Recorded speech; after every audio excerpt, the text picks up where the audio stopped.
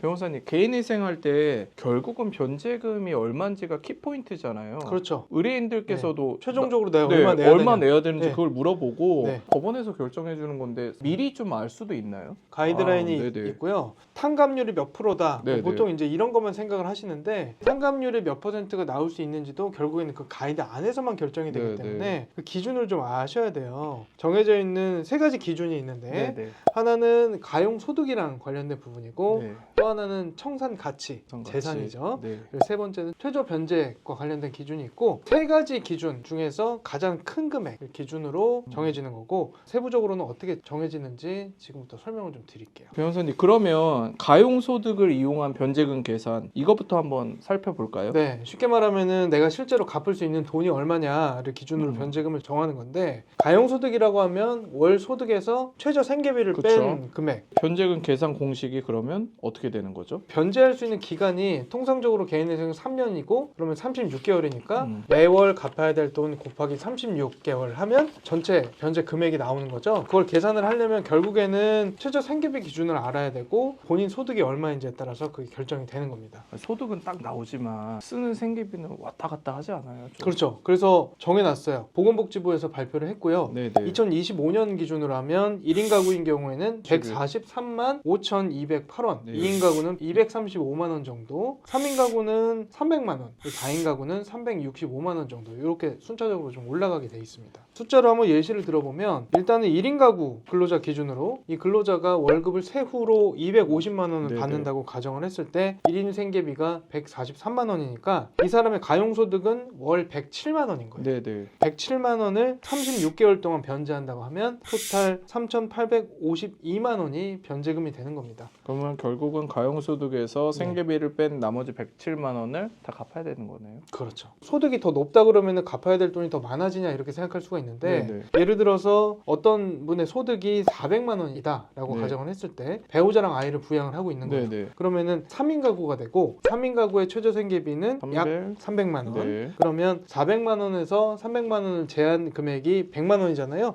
그럼 100만 원 곱하기 36개월, 3,600만 원. 오히려 아까 그분보다 덜 갚는 거예요. 아니 뭐죠? 부양 가족이 있기 때문에. 아 그러네요. 최저 생계비가 올라가는 효과가 발생을 하는 겁니다. 그럼 뭐 막연하게 네. 그냥 생각할 게 아니라 계산해봐야겠네요. 다 이거는. 계산을 해봐야 네네. 되는 거고 이게 변제금을 정하는 중요한 기준이기 때문에 부양 가족이나 본인 소득이나 이런 것들이 아주 중요한 계산 요소가 되는 거예요. 두 번째는 청산가치 보장의 원칙. 좀 어려운 말인데요. 네, 쉽게 말하면 내가 가진 전 재산을 다 팔았을 때 나오는 돈. 그렇게 하니까 어려워요. 쉽게 말하면은 네. 내 재산이 5천만 원이다. 그거보다 더 적게 변제하면 안 되는 거예요. 최소한 5천만 원은 변제를 해야 되는 겁니다. 청산가치 있는 재산이라는 게 부동산 같은 것도 생각나는데 그거보다는 자동차? 아니면 월세 보증금 이 정도 생각해 볼 수 있을 거예요. 청산가치 적용 사례도 한번 살펴볼까요? 예를 들어서 월 소득이 350만 원이고 2인 가구라서 생계비가 235만 원이라고 가정을 하면 가용 소득은 115만 원이 되거든요. 그럼 네. 변제금은 4,140만 원인데 아까 말씀드렸듯이 이분이 가진 청산 가치가 있는 재산이 5천만 원이다. 그러면 네. 이분은 변제금을 4,140만 원을 할 수 없고 5천만 원으로 올려서 변제를 해야 되는 거예요. 그럼 예를 들면 만약 보증금 같은 걸 좀 5천만 원인데 네. 그것도 다 5천으로 들어가는 거네요. 그럼요. 왜냐하면 그렇게 되면 아. 어쨌든 개인회생을 시켜주는 그런 취지가 또 몰각되는 결과가 발생할 수 아. 있기 때문에 당연히 포함시켜야 되고 이거는 가장 기본적인 거 아닌가 싶어요. 네네. 재산이 있는 걸로는 일단 갚아라. 변호사님 말씀대로 보증금 얘기하니까 보증금도 너무 비싼 데 가면 안 되겠네요. 보증금이 너무 비싼 몇 억, 이제 10몇 억 하는 곳에 산다고 하면 재산이 요건- 많으니까 개인회생이 네. 안 될 수도 있는 거예요.